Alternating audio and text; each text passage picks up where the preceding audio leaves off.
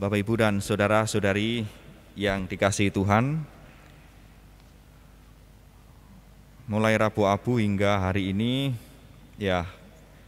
terutama hari ini kita memasuki Minggu Prapaskah pertama, dan ada banyak hal yang kemudian kita lihat menjadi ciri khas di dalam Minggu Prapaskah pertama.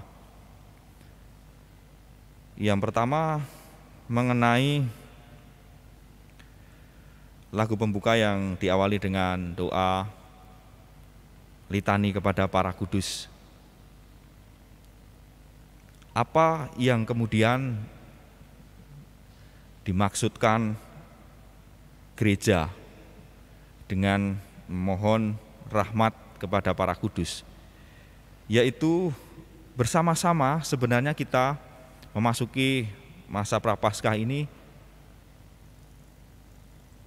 mohon bantuan kepada Roh Kudus sendiri dan juga para kudus, santo santa pelindung kita.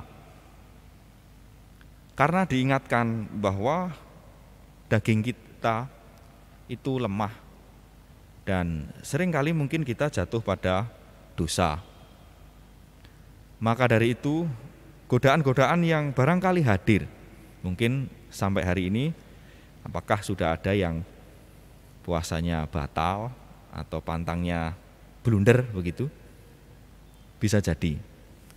Tetapi saya mau katakan bahwa di dalam kerangka pantang dan puasa umat Kristiani, bukan semata-mata kita hanya mengandalkan kekuatan tubuh kita. Wah, saya kuat Romo, saya bisa mengatasi segala sesuatunya. Bukan untuk itu, bukan untuk menunjukkan bahwa kita kuat, tetapi semakin hari justru merendahkan diri di hadapan Allah, supaya Allah sendiri yang memimpin kita di masa Prapaskah ini dengan memohon bantuan para kudus di surga. Saudara-saudari yang dikasihi Tuhan, pada bacaan Injil hari ini kita mungkin sering mendengar bagaimana kisah Yesus masuk ke padang gurun dan kemudian dicobai iblis selama 40 hari 40 malam. Pada saat itulah sebenarnya Yesus masuk ke padang gurun untuk melihat atau menyepi, mendekatkan diri kepada Allah sendiri.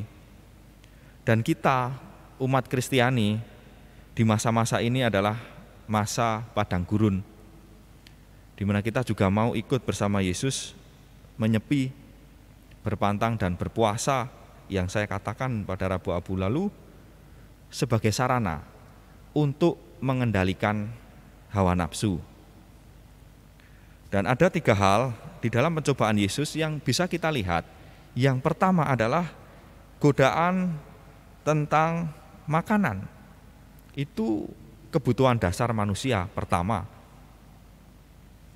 Kalau pada hal makanan saja kita tidak kuat, padahal itu level paling dasar, kita mengekang hawa nafsu makan tidak bisa. Dan disitulah setan itu menggoda lewat kelemahan-kelemahan tubuh kita, kedagingan kita. Katakanlah kita kuat, oke, saya bisa menahan lapar, itu level pertama. Lalu level kedua, sebagaimana Yesus alami juga, masuk pada godaan tentang kemewahan dan kekuasaan dunia. Ini levelnya cukup berat juga. Dan barangkali kita bisa jatuh pada hal-hal yang membuat kita silau.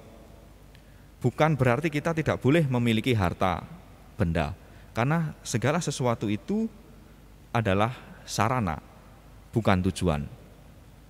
Oleh karena itu, kita bisa jatuh. Apa yang menjadi sarana, apa yang kita miliki itu dijadikan sebagai tujuan.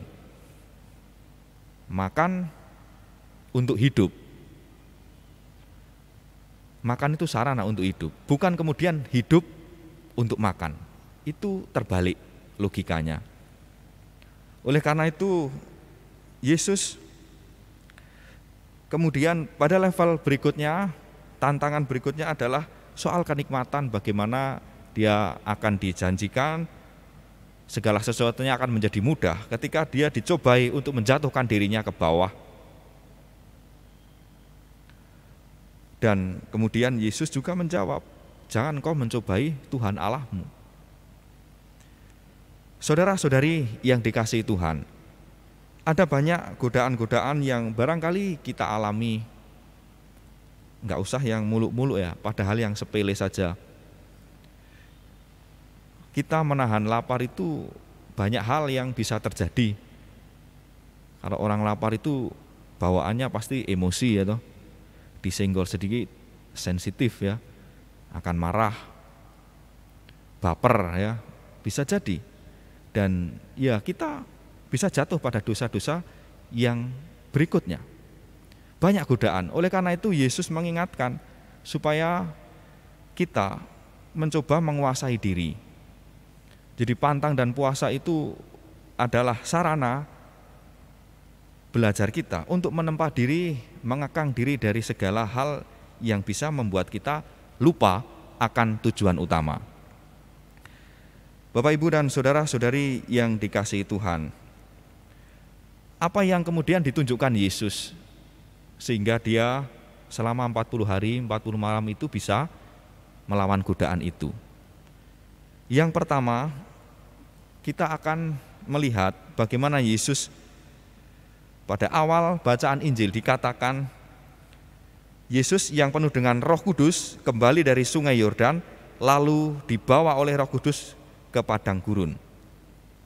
Ini kata kunci yang penting, bagaimana Yesus penuh dengan kuasa Roh Kudus dituntun oleh kuasa Allah sendiri masuk ke padang gurun. Artinya apa? Yesus mau merendahkan diri, membuka hati supaya Roh Kudus bekerja, dan itu perlu bagi kita di masa pantang dan puasa ini, membuka hati pada tuntunan Roh Kudus. Itu kunci pertama. Lalu yang kedua, berpegang kepada sabda. Di mana letak Yesus berpegang pada sabda ketika menghadapi cobaan-cobaan dari iblis? Yang pertama, jika engkau putra Allah, katakanlah kepada batu ini supaya menjadi roti. Lalu jawab Yesus, ada tertulis, manusia hidup bukan dari roti saja. Yesus menjawab berdasarkan atau berpegang pada sabda. Yang kedua, segala kuasa dan lain sebagainya itu akan kuberikan kepadamu. Dan Yesus juga menjawab, ada tertulis, engkau harus menyembah Tuhan Allahmu dan hanya kepada Dia sajalah engkau harus berbakti. Yesus mengingatkan untuk kembali kepada pilihan dasar hidup manusia. Kembali kepada sabda. Dan sampai pada yang terakhir ada firman, jangan engkau mencobai Tuhan Allahmu. Saudara-saudari, di dalam masa Prapaskah ini tentu Yesus mengajari ini. Yang pertama, mau dituntun pada Roh Kudus. Yang kedua, berpegang pada sabda. Nah, pertanyaannya, bagaimana jika kita tidak mengerti sabda atau hafal sabda? Bagaimana kita akan berpegang? Omong kosong, kalau kita nggak tahu sabda, nggak pernah mendengarkan atau membaca, kemudian akan melawan godaan-godaan itu, kita akan berpegang pada apa? Pada kata orang tua, teman, saudara, sahabat. Dan hafal saja menurut saya tidak cukup. Sebab setan lebih hafal. Dia juga memakai ayat-ayat kitab suci untuk menggoda kita. Oleh karena itu, yang ketiga, Yesus memberi pelajaran bagi kita. Selain satu, dituntun oleh Roh Kudus, kedua, berpegang pada sabda, yang ketiga adalah mau tegas, tidak kompromi terhadap apa yang jahat atau apa yang membuat kita menjauh dari Allah.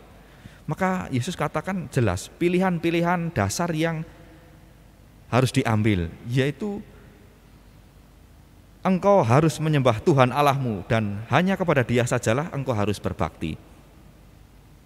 Kalau kita kompromi terhadap apa yang keliru, saya yakin setan itu menunjukkan hal-hal bukan atau menggoda kita itu tidak secara langsung atau jelas konfrontatif, enggak, tapi dari sedikit-sedikit, dan itu bisa membuat kita menyimpang, tidak terasa. Kalau kita tahu oh itu godaan setan secara terang-terangan, jelas kita bisa menilai itu. Tapi kalau halus, sangat tidak kelihatan, bisa jadi kita terjebak di situ. Oleh karena itu, Bapak Ibu dan saudara-saudari, kita yang pertama harus memohon rahmat Roh Kudus dan mohon doa dari para kudus di surga yang sudah kita awali tadi. Lalu yang kedua adalah mohon tuntunan Roh Kudus. Ketiga, berpegang pada sabda. Dan yang terakhir, tegas terhadap apa yang jahat dan apa yang membuat kita jauh dari Allah. Semoga pewartaan sabda hari ini, apa yang kita renungkan dari kisah Yesus dicobai iblis, membuat kita juga berani mengambil pilihan dasar yang tepat supaya kita mampu melewati ujian demi keselamatan kita. Amin. Kita hening sejenak.